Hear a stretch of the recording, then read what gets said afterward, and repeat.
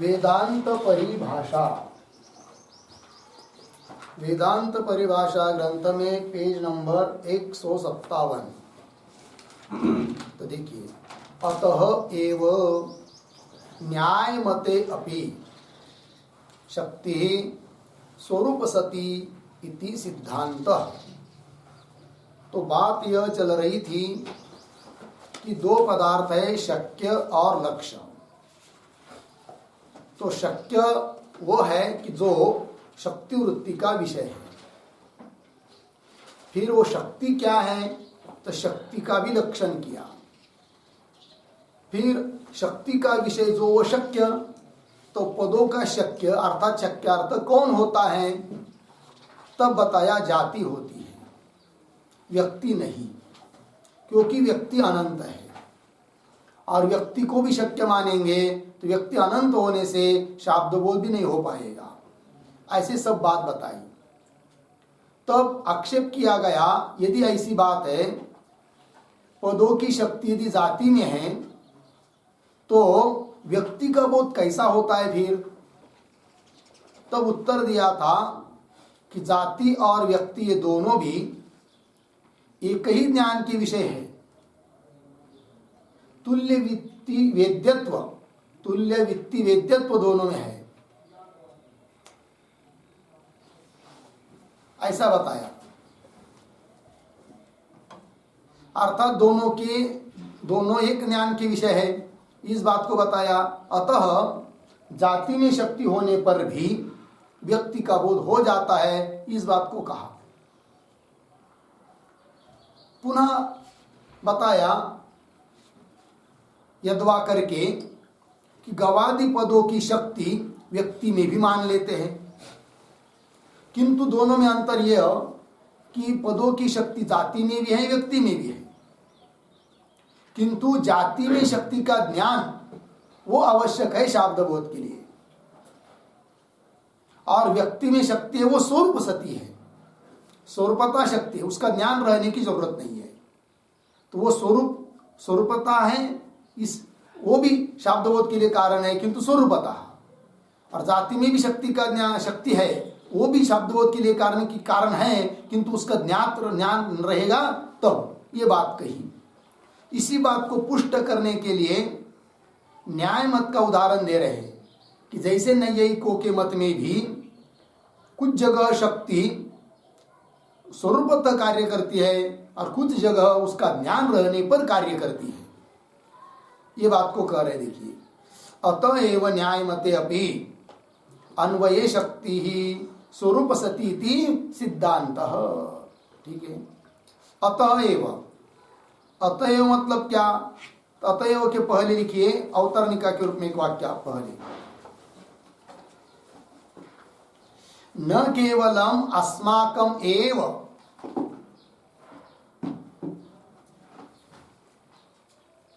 न केवलम अस्माकम एव स्वरूप सत शक्ति अंगीकार, स्वरूप सत शक्ति अंगीकार नैयायिकानाम अपि, नैयायिकानाम अपि इति आह अत एव इति।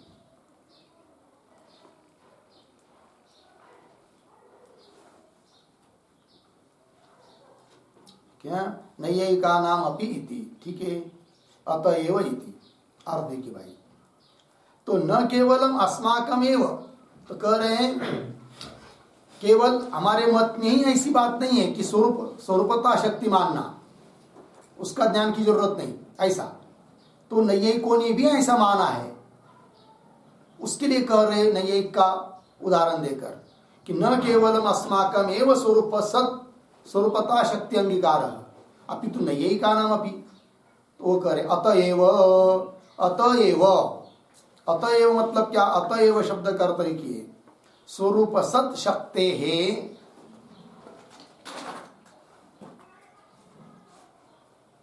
स्वरूप सत शक्ते है आवश्यकत्वात् एव,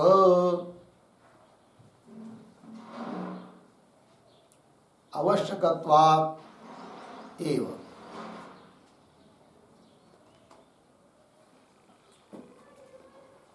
ठीक है, देखो भाई अर्थ। तो स्वरूप सत शक्ति, स्वरूपतः शक्ति आवश्यक होती है, इसलिए ही न्यायमते अपि, न्यायमते नैयायिक एकदेशी मते, नैयायिकों के एकदेशी मत में भी क्या जी, अन्वये शक्ति ही स्वरूप सती इति सिद्धांत। तो उन्होंने अन्वय में भी शक्ति मानी है, किंतु वो स्वरूपता है, उसका ज्ञान की जरूरत नहीं। ठीक है, तो अन्वये, अन्वय मतलब क्या, अन्वय का अर्थ लिखिए समवाय संबंधे।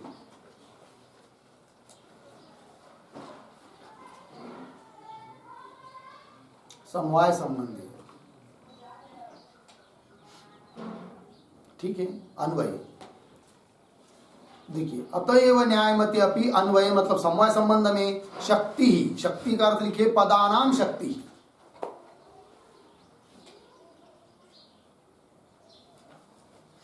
पदानाम शक्ति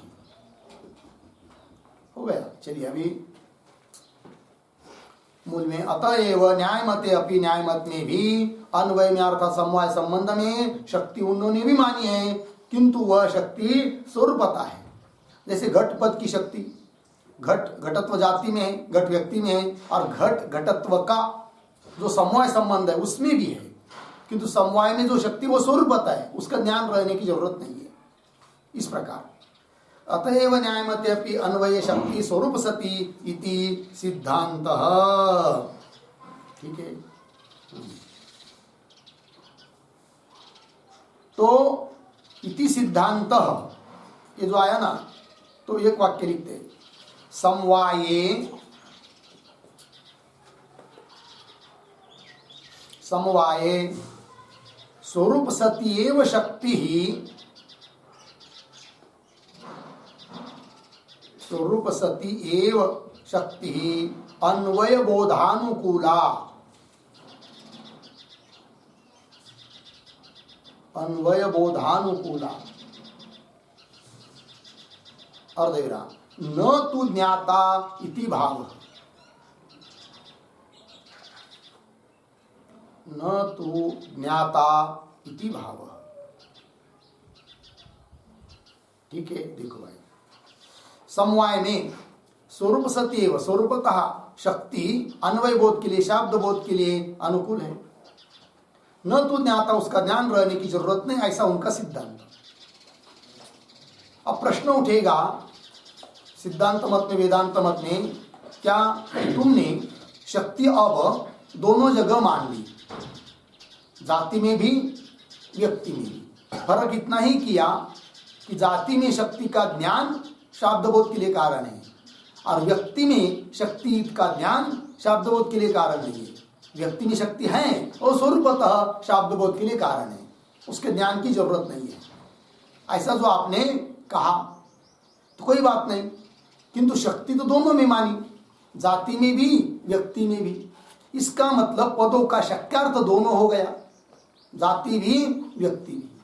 तो शक्यार्थ दोनों है क्या, ऐसा प्रश्न उठेगा, तब उसका उत्तर दे रहे न्यायमान शक्ति विषयत्वम एवं वाच्यत्वम, इस पंक्ति से। ठीक है, तो न्यायमान के पूर्व में एक वाक्य लिखते हैं अवतरणिका के रूप में,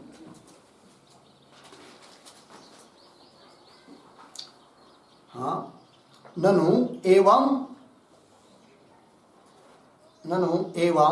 व्यक्तेः अपि वाच्यत्वं स्यात्, ननु एवं व्यक्तेः अपि वाच्यत्वं स्यात्, अर्धविराम, शक्ति विषयस्य एव वाच्यत्वात्,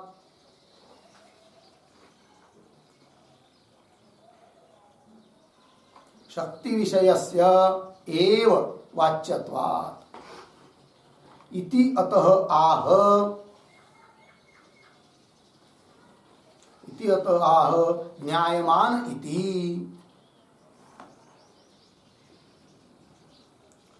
न्यायमान इति। ठीक है, देखो भाई, ननु एवं व्यक्ति अपि वाच्यत्वम स्यात्, क्योंकि आपने शक्ति दोनों में मानी, जाति में व्यक्ति में, और जो शक्ति का विषय होता है वो शक्य अर्थात वाच्य, तो व्यक्ति भी वाच्य होनी चाहिए अर्थात शक्य होनी चाहिए, ऐसा पूर्व पक्षी पूछ रहा है। ननु एवं व्यक्ते अपि वाच्यत्वम स्यात्, क्यों? शक्ति विषय से वाच्यत्वात्, जो शक्ति का विषय होता है वो वाच्य होता है। शक्ति का विषय तो आपने दोनों माना, दोनों व्यक्ति भी वाच्य होनी चाहिए फिर, ऐसा शंका। और पूर्व पक्षी शक्ति विषय से वाच्यत्वात् इति अतः आह, ऐसी कोई शंका करता है तो उत्तर दे रहे सिद्धांती ऐसा नहीं है कि न्यायमान इत्यादि से। तो पंक्ति देखिए, न्यायमान शक्ति विषयत्वम एव वाच्यत्वम इति जाति एव वाच्या, तो जाति ही वाच्य है, व्यक्ति नहीं। बोलेगा आपने तो शक्ति मान लिया, उसमें माना, किंतु वाच्यत्व की हमारी परिभाषा यह है, शक्ति विषयत्व वाच्यत्व इतनी ही परिभाषा यदि होती तब तो व्यक्ति भी वाच्य होता, क्योंकि व्यक्ति में भी शक्ति मानी है। किंतु शक्ति विषयत्व वाच्यत्व ऐसी हमारी परिभाषा वाच्यत्व की अर्थात शक्यत्व की नहीं है। फिर कैसी परिभाषा है? तो परिभाषा बताया न्यायमान शक्ति विषयत्व, केवल शक्ति विषयत्व इतना नहीं, उसका शक्ति का एक विशेषण दिया, न्यायमान शक्ति विषयत्व एवं वाच्यत्व, मतलब ज्ञात जो शक्ति है उस शक्ति का जो विषय वो वाच्य है, न्यायमान है कि नहीं। आप व्यक्ति में शक्ति है किंतु वो न्यायमान नहीं है, स्वरूपता है, लग गया अर्थ। तो न्यायमान शक्ति विषयत्व एवं वाच्यत्व इति जाति एवं वाच्य, जाति ही वाच्य है। फिर तो ये पद आया है न्यायमान शक्ति विषयत्व, उस पर लिखते एक वाक्य, न ही शक्ति विषयत्व वाच्यत्वम,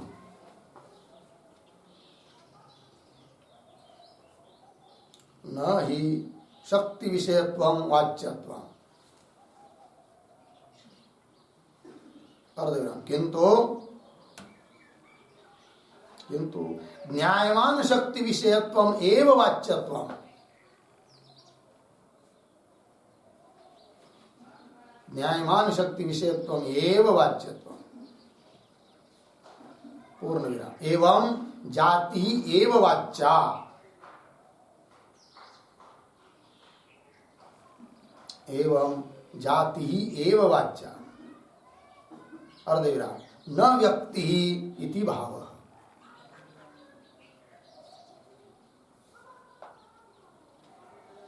न व्यक्ति इति भाव। देखो भैया, तो नहीं शक्ति विषयत्व वाच्यत्व, शक्ति का जो विषय वो वाच्य, ये परिभाषा नहीं है, किंतु न्यायमान शक्ति विषयत्व एवं वाच्यत्व इति, इस प्रकार से जाति ही वाच्य है, व्यक्ति नहीं। जैसे न्यायमान कौन होता है? जिसका ज्ञान रहता है। तो जाति में पद की शक्ति ऐसा ज्ञान रहेगा कि घट पद की शक्ति घटत्व जाति में है, पट पद की शक्ति पटत्व जाति में है, इस प्रकार से। तो जैसे घर गृह, इस पद की शक्ति कहाँ है भाई? तो पता ही नहीं जिसको, उसको शब्दबोध नहीं हो सकता है।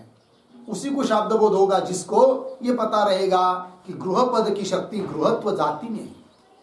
फिर व्यक्ति में भी शक्ति है किंतु वो स्वरूप पता है, और जाति में शक्ति का ज्ञान कि अमुक जगह शक्ति है करके, ठीक है, तब शब्दबोध होता है।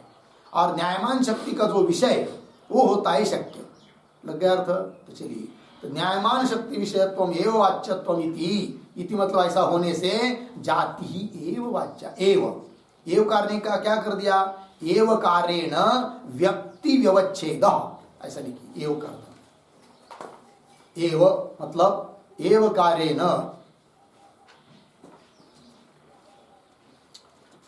एव कारेण व्यक्ति व्यवच्छेद, व्यक्ति का व्यवच्छेद कर दिया, मतलब व्यक्ति में शक्ति नहीं है, ये बात बताई एव ने।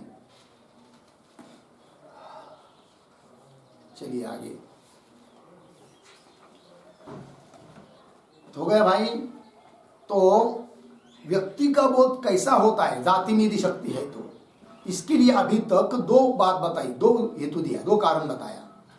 एक तो तुल्य वित्तीय वेद्यत्व है दोनों में, जाति व्यक्ति में, एक ही ज्ञान के दोनों विषय, एक उत्तर दिया।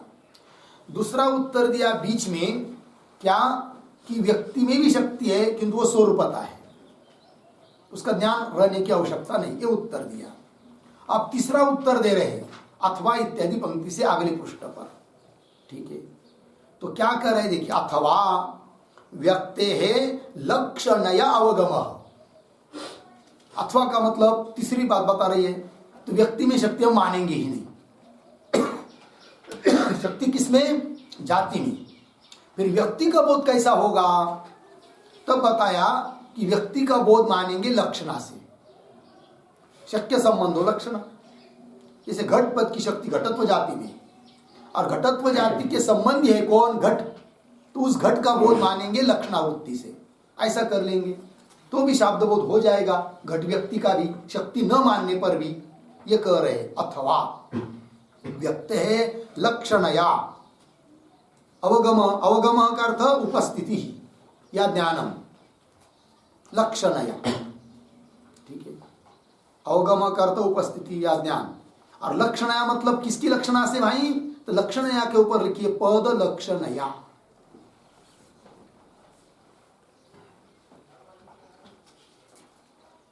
लक्षणया मतलब पद लक्षणया, पद की लक्षणा करेंगे तो व्यक्ति का भी बोध हो जाएगा, ये कहना। चलिए आगे, अथवा व्यक्ते है लक्षण अवगम। ऐसा घट पद की शक्ति घटत्व जाति में और घट पद की लक्षणा घट व्यक्ति में। ऐसा उदाहरण देकर बता रहे, यथा नीलो घट इत्यत्र नील शब्दस्य नील गुण विशिष्टे लक्षणा। मिला पंक्ति?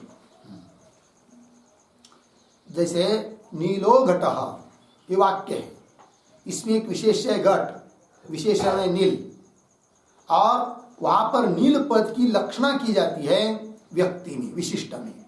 ठीक है, तो यथा नीलो घट ये पंक्ति आ रही है, यथा के पहले एक वाक्य, ननु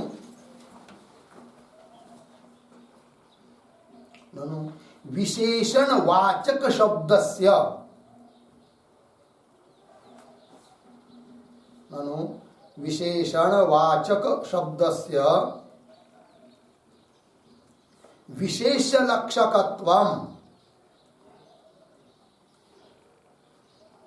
विशेष लक्षकत्वम क्व दृष्टम, क्व दृष्टम इति अतः आह यथा इति।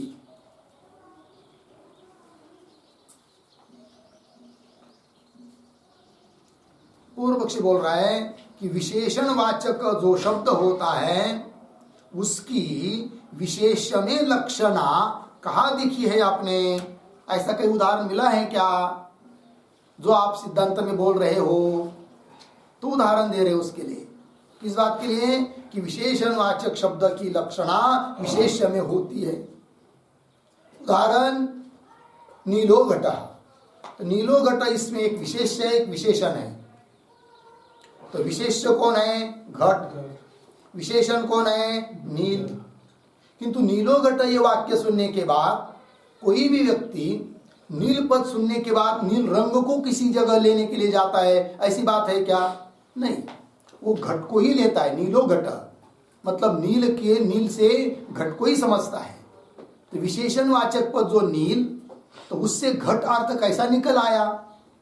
तो बोल रहे लक्षणा से।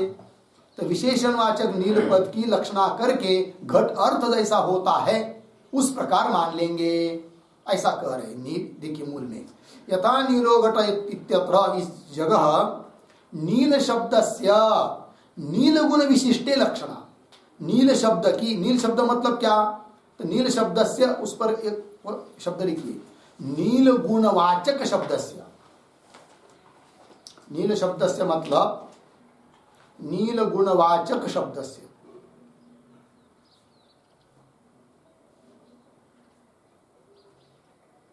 ठीक है, तो नील गुणवाचक शब्द की, अर्थात नील शब्द की जो कि नील गुण का वाचक है, उसकी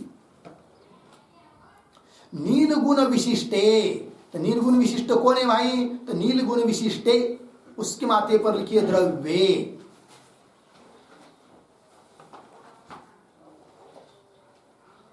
द्रव्य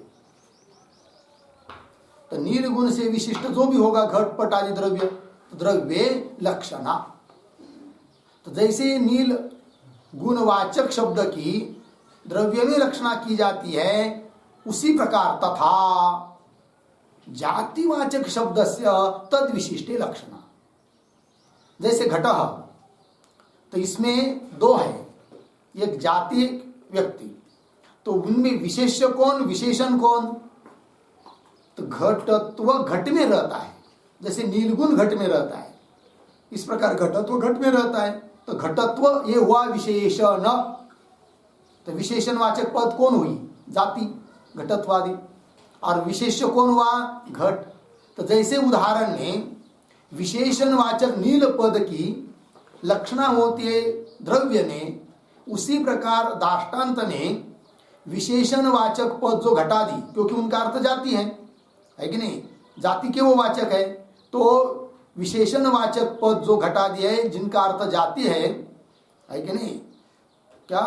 तो घट दाष्टान्त में देखिए, दाष्टान्त क्या है? अयम घटः। तो अयम घट, इसमें दो घट और घटत्व, तो जाति क्या है? विशेषण। तो विशेषण जो घटत्व जाति, उस जाति रूप विशेषण का वाचक पद जो घट, उस घट पद की लक्षणा है द्रव्य में, अर्थात घट में। घट पद का शक्यार्थ कौन? घटत्व। और लक्ष्यार्थ कौन? घट। जैसे नील पद का शक्यार्थ कौन? नील गुण। शक्यार्थ नील पद का शक्यार्थ कौन? नील गुण। और लक्ष्यार्थ कौन? घट द्रव्य। उसी प्रकार पट लीजिए, पट पद का शक्यार्थ कौन? पटत्व जाति है कि नहीं, जाति विशेषण है, उसका वाचक पद हुआ पट, और उसकी विशेषण वाचक पद की, पट इत्यादि पद की लक्षणा किसमें? व्यक्ति में, अर्थात द्रव्य में, अर्थात पट में। ये कह रहे हैं। पंक्ति देखिए, तथा जातिवाचकस्य, तो जातिवाचक पद कौन? उदाहरण गौ, घट, पट, क्योंकि सभी पदों का अर्थ जाति ही माना है। हाँ, तो जातिवाचक ही सभी पद हो गए। तो तथा जातिवाचकस्य तद विशिष्टे, तद विशिष्टे, तद जाति, तद शब्द से क्या लेंगे? जाति। तद विशिष्टे जाति विशिष्टे द्रव्य इत्यर्थ लक्षणा। लग गया जी? तो लक्षणा हुआ इतना। तथा जातिवाचकस्य तद विशिष्टे लक्षणा। तो इस पर, इस वाक्य पर एक वाक्य लिखते टिप्पणी, यथा भवन मते, वेदांती कह रहे नहीं एक को, यथा भवन मते नील गुणवाचकम नील पदम, नील गुणवाचकम नील पदम लक्षणया, लक्षणया नील गुण विशिष्टस्य, नील गुण विशिष्टस्य द्रव्यस्य उपस्थापकम, उपस्थापकम बराबर बोधकम, पूर्ण विराम, तथा अस्मन्मते अपि, अस्मन्मते अपि जातिवाचकम गवादिपदम, जातिवाचकम गवादिपदम लक्षणया, लक्षणया जाति विशिष्टायाः व्यक्तेः, जाति विशिष्टायाः व्यक्तेः उपस्थापकम, व्यक्तेः उपस्थापकम, पूर्ण विराम। अतः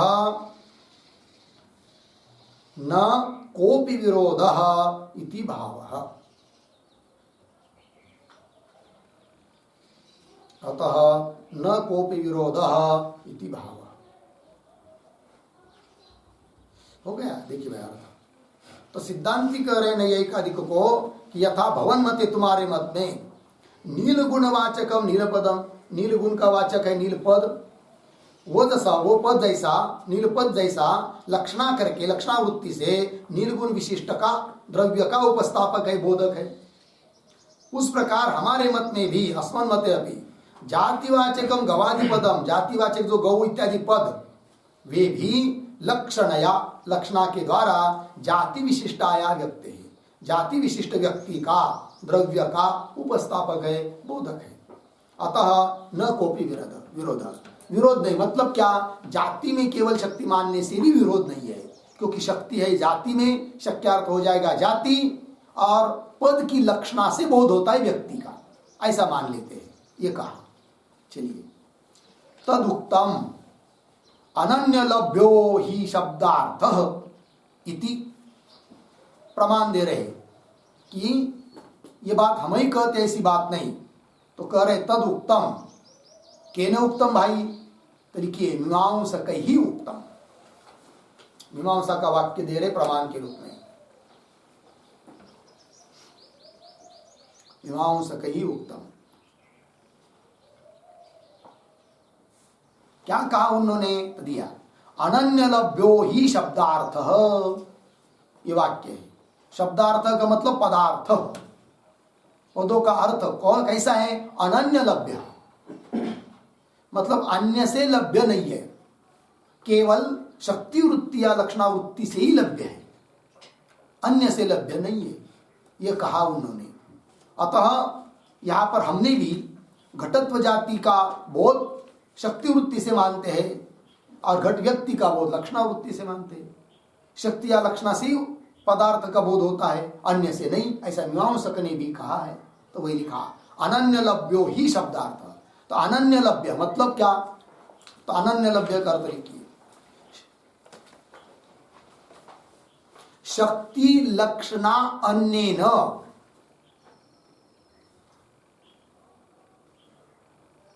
शक्ति लक्षणा अन्येन न लभ्य, न लभ्य अपितु शक्त्या लक्षणाया, लक्षणया, शक्त्या लक्षणया च वृत्त्या लभ्य, शक्त्या लक्षणया च वृत्त्या लभ्य इति यावत्।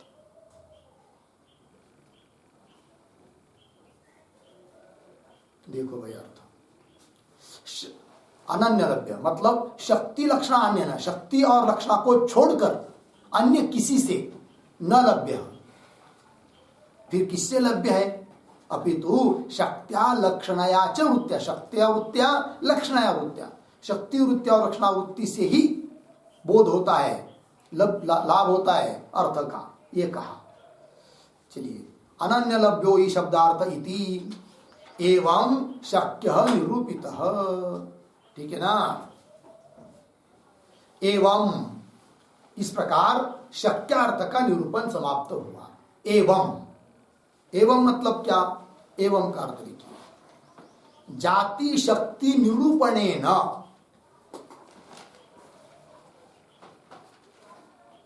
जाति शक्ति निरूपणेन व्यक्ति भान उपपादनेन च, व्यक्ति भानोपपादनेन उपपादनेन च इत्यर्थः। ठीक है। एवं इस प्रकार से शक्य का निरूपण हुआ। कैसा कि जाति शक्ति, जाति में ही शक्ति इस निरूपण से, और व्यक्ति का भान कैसा होता है इसका भी उत्पादन कर देने से शक्य निरूपित, शक्यार्थ का निरूपण हुआ। ठीक है जी। अब चलिए आगे, दो अर्थ बताए थे भाई, आया था ना पीछे पेज नंबर 152 में पदार्थश्च द्विविधः शक्य लक्ष्य। तो शक्य क्या है वो बताया अभी तक। लक्ष्य अर्थ क्या है? लक्ष्य लक्षणावृत्ति से बोध्य अर्थ। तो लक्ष्य क्या है, लक्षणा क्या है, इन बातों का वर्णन अब कर रहे आगे। तो पंक्ति को देखिए, अथ लक्ष्य पदार्थो निरूप्यते। मिला जी? अथ अथ मतलब कि वह अथ के पूर्व में क्या जी? तो एक वाक्य, क्रम प्राप्तम लक्ष्य पदार्थम निरूपयति निरूपयितुम प्रतिजानीते। क्रम प्राप्तम लक्ष्य पदार्थम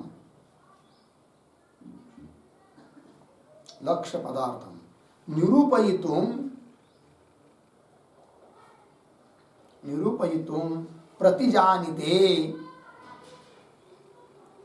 प्रतिजानीते अथ इति। ठीक है, देखो भाई अर्थ। क्रम प्राप्त जो लक्ष्य पदार्थ है, लक्ष्यार्थ है, उसका निरूपण करने की प्रतिज्ञा कर रहे हैं अथ इत्यादि पंक्ति से। तो अथ मतलब क्या? अथ का अर्थ लिखिए, शक्य निरूपणानंतरम।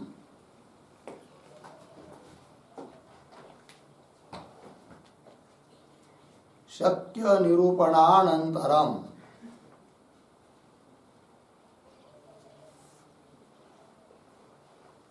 शक्य का निरूपण होने के बाद अब लक्ष्य पदार्थ निरूप्यते। ठीक है, चलिए। तत्र लक्षण विषय लक्ष्य का अर्थ, लक्ष्य क्या है उसका लक्षण कर रहे पहले, लक्ष्य का स्वरूप बता रहे। तो लक्षणा विषय, लक्षणा मतलब लक्षणावृत्ति, लक्षणावृत्ति का जो विषय है वो होता है लक्ष्य। लक्षणावृत्ति से जिस अर्थ को जाना जाता है वह होता है लक्ष्यार्थ। जैसे गंगायाम घोष, इस वाक्य में गंगा पद का लक्ष्यार्थ कौन? तीर। और गंगा पद का शक्यार्थ कौन? प्रवाह, जल प्रवाह। वाच्यार्थ हुआ, शक्यार्थ हुआ, और लक्ष्य हुआ कौन? तीर। तो है ना, लक्षणावृत्ति द्वारा वो जाना गया, इसलिए लक्ष्य हुआ तीर। चलिए ठीक है, बोले लक्षणा का जो विषय वो लक्ष्य, किंतु लक्षणा क्या है वो बताओ। तो लक्षणा बताने के पहले लक्षणा का भेद कर रहे हैं। तो कर रहे लक्षणा च द्विधा। लक्षणा दो प्रकार की है। तो लक्षणा च द्विधा, इस वाक्य के पहले एक वाक्य लिखे उतरने का चलो। लक्ष्य ज्ञानस्य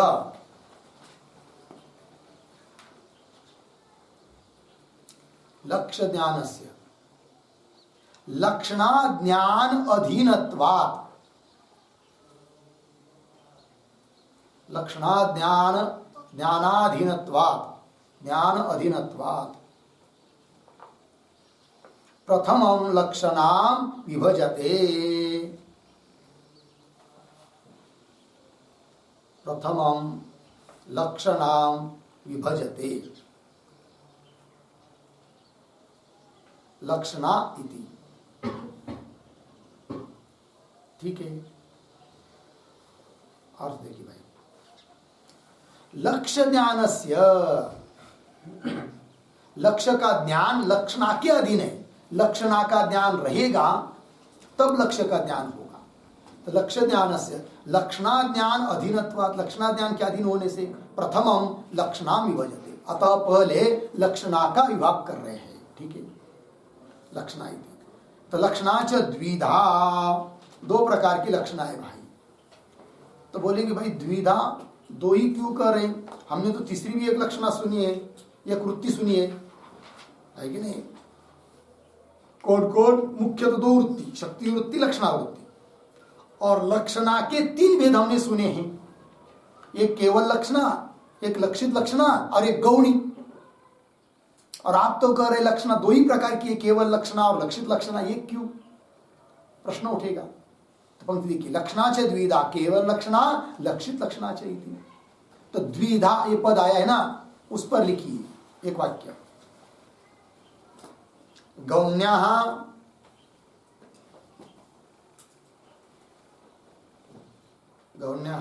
लक्षित लक्षणांतर भावात,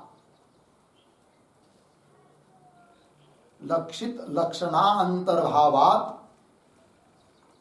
द्विधा इति।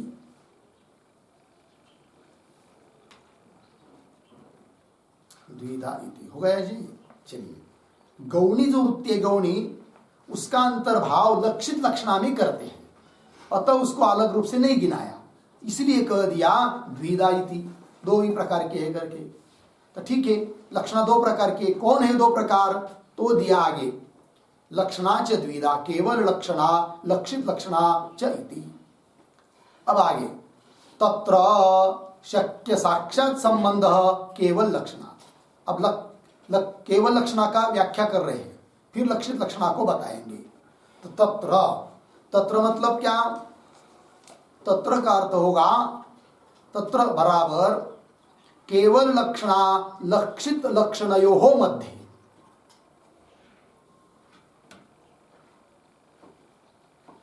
केवल लक्षणा लक्षित लक्षणयोः मध्ये।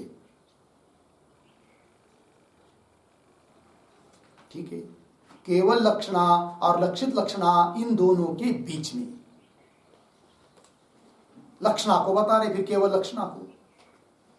तो क्या लिखा, शक्य साक्षात संबंध केवल लक्षणा, शक्य का साक्षात संबंध उसी को कहते हैं केवल लक्षणा। इस पर भी एक वाक्य, शक्य लिखिए, शक्य साक्षात संबंध पद आया ना, उसके आधार पर शक्यस्य, शक्यस्य बराबर स्वबोध्यस्य, स्वबोध्यस्य अर्धविराम, साक्षात संबंध, साक्षात संबंध बराबर संबंधांतर अव्यवहित,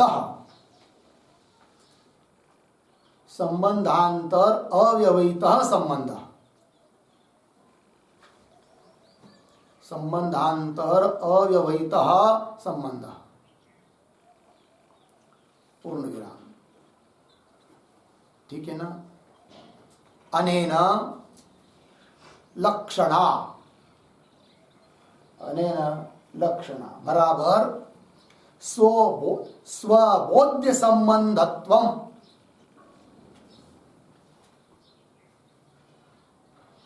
स्वबोध्य संबंधत्वम लक्षणात्वम, स्वबोध्य संबंधत्वम लक्षणात्वम इति ज्ञातम भवति। हो गया। चलो भाई, अर्थ तो शक्य साक्षात संबंध मतलब क्या, शक्य से अर्थात स्वबोध्यस्य, स्व शब्द से लेंगे पद को, स्वबोध्यस्य पद बोध्यस्य, पद के द्वारा बोध्य जो अर्थ है शक्यार्थ, उसका साक्षात संबंध, साक्षात संबंध का मतलब होता है बीच में और कोई संबंध लिए बिना, उसको कहते हैं क्या, साक्षात संबंध। ठीक है ना। तो देखो भाई, साक्षात संबंध, संबंध संबंधांतर अव्यवहित, बीच में किसी संबंध का व्यवधान जहां नहीं है उसको कहते हैं क्या, साक्षात संबंध। जैसे उदाहरण में देखिए, ठीक है ना, क्या, तो कोई उदाहरण लीजिए, भूतल पर घट रखा है और घट पर कोई या घट तो जाती है, घट में घट तो जाती है, तो भूतल के साथ घट का साक्षात संबंध है, किंतु भूतल का घटत्व जाति के साथ साक्षात संबंध नहीं है, परंपरा से, क्योंकि घट का भूतल का संबंध घट के साथ, फिर घट का संबंध घटत्व के साथ, अर्थात भूतल का और घटत्व का जो संबंध है बीच में एक आ गया, कौन, घट, अतः वो परंपरा संबंध हुआ। उस प्रकार संबंध बताते समय बीच में किसी संबंध का व्यवधान नहीं है तो वो हुआ कौन, साक्षात संबंध, और बीच में और कोई संबंध आ जाता है तो वो हो जाता है क्या, परंपरा संबंध। जैसे पितामह का संबंध नातू के साथ है, नाती के साथ, वो परंपरा संबंध है कि नहीं। जैसे पितामह दादा जिसको कहते हैं ना, उससे जन्य पुत्र आगे वाला, इसलिए परंपरा संबंध हुआ। और पिता का पुत्र के साथ जो संबंध है वो कैसा है, साक्षात संबंध है। इस प्रकार साक्षात संबंध मतलब संबंधांतर अव्यवहित संबंध। इससे क्या हुआ भाई, तो लक्षणा का अर्थ बन जाता है फिर स्वबोध्य संबंधत्व लक्षण। स्वपद, पद से बोध्य जो भी होगा उससे संबंध, यही है लक्षणा का स्वरूप। इसको कहते हैं केवल लक्षणा। पंक्ति देखिए मूल में, तत्र शक्य साक्षात संबंध केवल लक्षणा यथा गंगायाम घोषय पद वाक्य है। तो इत्यत्र प्रवाह साक्षात संबंधिनी तीरे गंगा पदस्य केवल लक्षणा। ठीक है ना, गंगा पद की तीर में जो लक्षण है वो कैसी है, केवल लक्षणा है। ठीक है ना, और गंगा पद का शक्यार्थ कौन है, प्रवाह। तो देखो यथा गंगायाम घोष इत्यत्र, इस उदाहरण में प्रवाह साक्षात संबंधिनी तीरे, प्रवाह का साक्षात संबंध कौन, किसके साथ, तीर के साथ है। तो उस तीर में गंगा पदस्य केवल लक्षणा होगा इतना। अब केवल लक्षणा हो गई, अब लक्षित लक्षणा को बता रहे हैं यत्र इत्यादि पंक्ति से। ठीक है, तो यत्र मिला, तो यत्र के पहले एक वाक्य लिखते हैं, लक्षित लक्षणा स्वरूपम सूचयन, लक्षित लक्षणा स्वरूपम सूचयन तत्स्थलम दर्शयति, तत्स्थलम दर्शयति यत्र इति। यत्र इति देखो भाई अर्थ, लक्षित लक्षणा का स्वरूप को सूचित करते हुए उसका स्थल दिखा रहे, उदाहरण भी दिखा रहे। तो चलिए मूल में यत्र मिला, तो देखो भाई यत्र शक्य परंपरा संबंधेन अर्थांतर प्रतीति तत्र लक्षित लक्षणा। ठीक है, कि जहां पर शक्य का परंपरा संबंध के द्वारा, ठीक है ना, जो अर्थांतर प्रतीति, अन्य अर्थ की प्रतीति, तत्र उस स्थल पर होती है क्या, लक्षित लक्षणा। ये बात हुई। तो यत्र शक्य परंपरा संबंधेन ये पद आया है, वाक्य है, तो थोड़ा लिखिए उस पर, शक्यस्य बराबर स्वबोध्यस्य, स्वबोध्यस्य अर्धविराम परंपरा संबंधेन, परंपरा संबंधेन बराबर संबंधांतर घटित संबंधेन, संबंधांतर घटित संबंधेन पूर्णविराम लक्षित लक्षणा,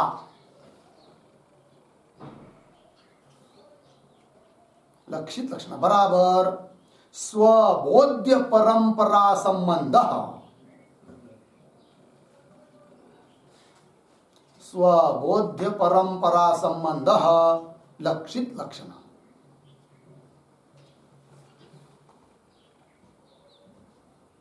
स्वबोध्य परंपरा संबंध लक्षित लक्षण। ठीक है, अर्थ देखिए भाई, शक्यस्य बराबर स्वबोध्यस्य, स्व शब्द से लेंगे पद, पदबोध्यस्य, पद के द्वारा जो बोधित ज्ञात हो रहा है उसका, परंपरा संबंध है ना, उसका साक्षात संबंध नहीं आगे के साथ, परंपरा संबंध है। तो परंपरा संबंध है मतलब क्या, संबंधांतर घटित संबंध है ना, किसका, स्व का, स्व शक्य से मतलब स्वबोध्यस्य, उसका स्व का परंपरा संबंध है ना, संबंधांतर बीच में, संबंध बीच में एक लेकर जो आगे का संबंध बताया जाएगा वो हो जाएगी लक्षित लक्षणा। संबंधांतर घटित संबंध है ना, तो लक्षित लक्षणा का लक्षण बन गया फिर स्वबोध्य परंपरा संबंध लक्षित लक्षणा। स्व पद से बोध्य का बोध्य जो हो उसका परंपरा संबंध जो होता है वो लक्षित लक्षणा। बोलेंगे उदाहरण बताओ, तो उदाहरण आ रहा है मूल में, पंक्ति देखिए, यत्र शक्य परंपरा संबंध है न, शक्य का परंपरा संबंध बताकर संबंध है न जो अर्थांतर अन्य अर्थ की प्रतीति तत्र लक्षित लक्षणा। बोलेंगे उदाहरण, यथा द्विरेप पदस्य रेपद्वयस्य शक्य शक्तस्य, शक्तस्य के बाद अर्धविराम, भ्रमर पद घटित परंपरा संबंधेन मधुकरे वृत्ति, वृत्ति मतलब लक्षणा। ठीक है जी, तो उदाहरण समझ लेंगे। पहले क्या होता है, किसी ने वाक्य का उच्चारण किया, क्या वाक्य उच्चारण किया, द्विरेफो रौती। किसी ने पूछा अरे कौन ध्वनि कर रहा है भाई, तो बता दिया द्विरेफो रौती। रौती मतलब शब्द कर रहा है या रो रहा है, कौन, द्विरेफ, द्विरेफ रौती। तो द्विरेफ का मतलब होता है दो रकार, र वर्ण, दो र वर्ण। अब वर्ण वो कोई रोते हैं क्या या ध्वनि कर सकते हैं क्या, नहीं। तो द्विरेप पद का अर्थ, द्वि का अर्थ दो, रेप का अर्थ दो र, विशेषण है रेप का द्वि, तो दो र। तो द्विरेप शब्द का शक्यार्थ हुआ कौन, दो र, दो रेप, रकार जिसको कहेंगे रेप। ठीक है, और उस दो र का अवयविता संबंध है भ्रमर पद के साथ। अवयविता संबंध किसके साथ है, भ्रमर पद के साथ, किंतु भ्रमर पद भी ध्वनि नहीं कर सकता, अतः लक्षित हुआ भ्रमर पद, शक्य संबंध लक्षणा। द्विरेप पद का शक्य हुआ दो र, उसका संबंध भ्रमर पद के साथ, अतः लक्षित कौन हुआ, भ्रमर पद। किंतु भ्रमर पद पर रुके नहीं हम लोग, उसका भी अर्थ लिया मधुप। मधुप मतलब क्या, मद पीने वाला, अर्थात भूंगा, तो वो रो रहा है। तो भूंगे में द्विरेप पद की केवल लक्षणा नहीं है, अपितु लक्षित लक्षणा है। केवल लक्षणा मतलब क्या, शक्य का साक्षात संबंध, यहां पर शक्य दो र, उसका साक्षात संबंध भ्रमर के साथ नहीं है। फिर दो र जो शक्यार्थ है उसका मधुप अर्थात भूंगे में, क्योंकि दो रेप का संबंध भ्रमर पद के साथ, अवयविता संबंध। कैसे, भ्रमर इस पद में दो र है कि नहीं, इसलिए तो उस भ्रमर पद के अवयव है दो र, अतः उन दो र का भ्रमर पद के साथ अवयविता संबंध हुआ, और इस भ्रमर पद के माध्यम से मधुप में संबंध है, अतः शक्य का परंपरा संबंध हुआ। और ये जहां पर शक्यार्थ का परंपरा संबंध बताया जाता है उस समय होती है क्या, लक्षित लक्षणा। तो वही दिया यहां पर मूल में, यत्र शक्य परंपरा संबंधेन अर्थांतर प्रतीति तत्र लक्षित लक्षणा। यथा द्विरेप पदस्य, द्विरेप पदस्य मतलब कौन भाई, रेप द्वय शक्तस्य, है कि नहीं, रेप द्वय शक्तस्य, क्यों रेप द्वये ऐसा भी पाठ है और रेप द्वय शक्तस्य ऐसा भी है, दोनों चलेगा। तो रेप द्वये मतलब रेप द्वय में है शक्ति जिनकी, ऐसे जो, ऐसा जो पद द्विरेप पद, शक्त हुआ वो द्विरेप पद, ठीक है ना, शक्य हुआ दोन रेप, तो द्विरेप पदस्य रेप द्वये शक्तस्य भ्रमर पद घटित, ठीक है ना, भ्रमर पद में घटित है वो कौन, दो र, तो भ्रमर पद घटित परंपरा संबंधे न, भ्रमर पद के माध्यम से परंपरा से संबंध हुआ किसमें, मधुकरे, परंपरा संबंधे न मधुकरे वृत्ति, वृत्ति अर्थात लक्षणा। ठीक है, तो यहां पर बीच में पद आया भ्रमर पद घटित परंपरा संबंधे न, उस पर लिखते एक वाक्य, वो परंपरा संबंध कौन है उसको बता देते हैं। सच परंपरा संबंध बराबर, सच परंपरा संबंध बराबर स्वबोध्य रेपद्वय, स्वबोध्य रेपद्वय घटित, रेपद्वय घटित पदवाच्यत्व रूप, पदवाच्यत्व रूप संबंध,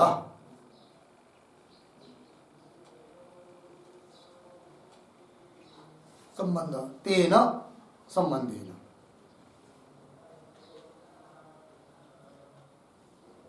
देखो भाई अर्थ, वो परंपरा संबंध कौन बन गया? स्वबोध्य रेपद्वय घटित पदवाच्यत्व, ये संबंध बन गया। स्व स्व द्विरेप यह पद, स्वबोध्य द्विरेप पद बोध्य जो दो र रेपद्वय, रेपद्वय उससे घटित कौन पद हुआ? भ्रमर पद, और उस भ्रमर पद का वाच्य हुआ कौन? मधु। तो परंपरा संबंध हुआ कि नहीं? क्या बना वो परंपरा संबंध का आकार? क्या बना? स्वबोध्य रेपद्वय घटित पदवाच्यत्व रूप, ये संबंध हुआ। लग गया जी? चलिए मूल में, भ्रमर पद घटित परंपरा संबंधे न मधुकरे, मधुकरे के ऊपर लिखिए भ्रमरे। मधुकर मतलब कौन होता है? भ्रमर, भ्रमरे। और वृत्ति मतलब लक्षण। हो गया? चलिए आगे।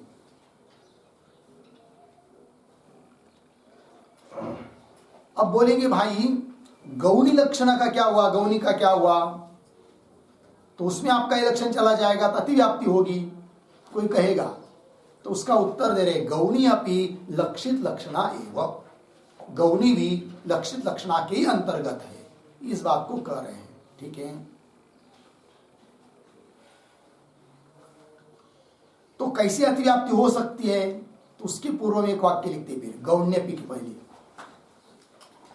ननु इदम लक्षणम, ननु इदम लक्षणम गौणी लक्षणाया, लक्षणायाम, गौणी लक्षणायाम अतिव्याप्तम, अतिव्याप्तम अर्धविराम तत्रापि, तत्रापि लक्षित लक्षणा, तत्रापि लक्षित लक्षणा लक्षणस्य, लक्षणस्य बराबर स्वबोध्य परंपरा संबंधत्वस्य, स्वबोध्य परंपरा संबंधत्वस्य विद्यमानत्वात्,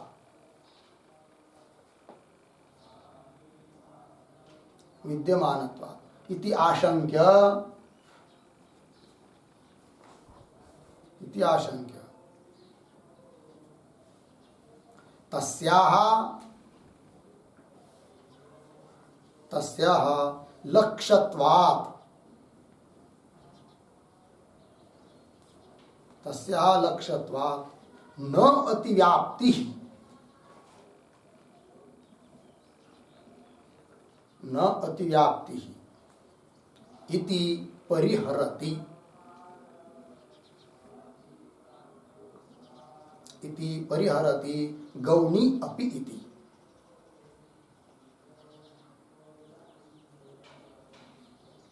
गौणी अपि इति। ठीक है जी, अर्थ देखिए भाई, पूर्व पक्षी शंका कर रहा है कि इदम लक्षणम, ये जो आपने लक्षित लक्षण का लक्षण किया वह गौणी लक्षणा में भी अतिव्याप्त हो जाएगा, क्योंकि तत्रापि गौणी लक्षणा में भी ये लक्षण घटित हो जाता है। कैसे? तत्रापि लक्षित लक्षणा, लक्षणस्य कौन लक्षण? स्वबोध्य परंपरा संबंधत्व। ये जो लक्षण किया आपने लक्षित लक्षणा का, वो तो उसमें भी घटित हो रहा है गौणी में, तो अतिव्याप्ति होगी, ऐसी शंका। तो उसका उत्तर दे रहे अतिव्याप्ति नहीं होगी। अतिव्याप्ति वहां मानी जाती है जहां पर अलक्ष्य में लक्षण जाता है, किंतु लक्षित लक्षणा का लक्ष्य गौणी भी है, अर्थात गौणी का अंतर्भाव हम लक्षित लक्षणा में करते हैं। जो भी गौणी लक्षणा का उदाहरण देते हैं, दिया जाता है, उसका अंतर्भाव हम लक्षित लक्षणा में करते हैं। अतः वहां पर लक्षण जाने पर भी कोई अतिव्याप्ति नहीं है, गौणी हम मानते ही नहीं है। दो ही लक्षणा है, केवल लक्षणा, लक्षित लक्षणा। वही उत्तर दे रहे, गौणी अपि मूल्य, गौणी अपि लक्षित लक्षणा एवं, गौणी वृत्ति भी लक्षित लक्षणा ही है। गौणी का क्या उदाहरण दिया जाता है लोगों ने, तो उसको बता रहे, यथा सिंह मानव, कई गौणी वृत्ति है। इत्यत्र सिंह शब्द वाच्य संबंधी क्रौर्यादि संबंधे न मानवकस्य प्रतीति। तो देखो भाई, पद है सिंह, सिंह पद का शक्यार्थ कौन? सिंह व्यक्ति। और बोला जा रहा है सिंह शब्द किसमें? मानवक में। तो सिंह शब्द का अर्थ मानव का अर्थ बालक, तो सिंह शब्द का अर्थ बालक कैसा हो सकता है फिर? तो लक्षणा से, कौन सी लक्षणा? लक्षित लक्षणा। क्योंकि सिंह पद का शक्यार्थ हुआ सिंह व्यक्ति, उसमें रहने वाले शूरता क्रूरता गुण, और उस गुण का आश्रयत्व संबंध है मानवक में, बालक में। तो स्वबोध्य, सिंह पद का बोध्य जो सिंह व्यक्ति, उसका परंपरा संबंध हुआ किसके साथ? बालक के साथ, मानवक के साथ। अतः यह भी हुई क्या? लक्षित लक्षणा। वही दिया, सिंह मानवक इत्यत्र। सिंह, सिंह शब्द वाच्य, सिंह शब्द का वाच्य कौन? सिंह व्यक्ति। उसके संबंधी है कौन? क्रौर्यादि, शूरता क्रूरतादि गुण, शौर्यादि, और उसका संबंध है मानवक के साथ। क्रौर्यादि संबंधे न मानवकस्य प्रतीति, मानवक की प्रतीति अर्थात बोध ज्ञान हो जाता है। ठीक है ना जी? तो कैसी प्रतीति होती है? उस प्रतीति के ऊपर एक वाक्य लिखते हैं अंतिम में, स्वबोध्य, स्वबोध्य सिंहत्व समानाधिकरण,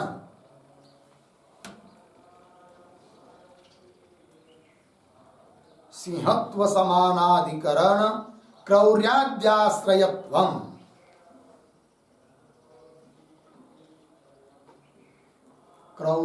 क्रौर्याद्याश्रयत्वम् तस्मिन् मानवके, तस्मिन् मानवके परंपरा संबंधस्य विद्यमानत्वात्,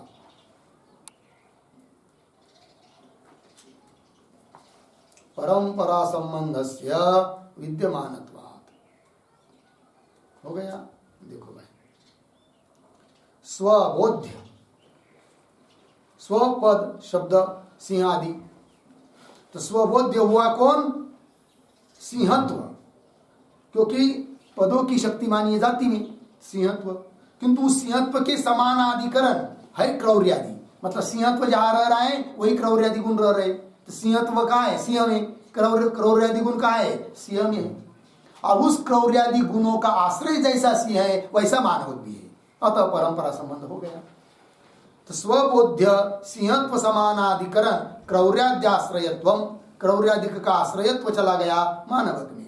तस्मिन् मानवके, उस मानवक में परंपरा संबंध से विद्यमानत्वा, परंपरा, स्वबोध्य का परंपरा संबंध मानवक के साथ होने के कारण यह भी उदाहरण लक्षित लक्षणा का ही है।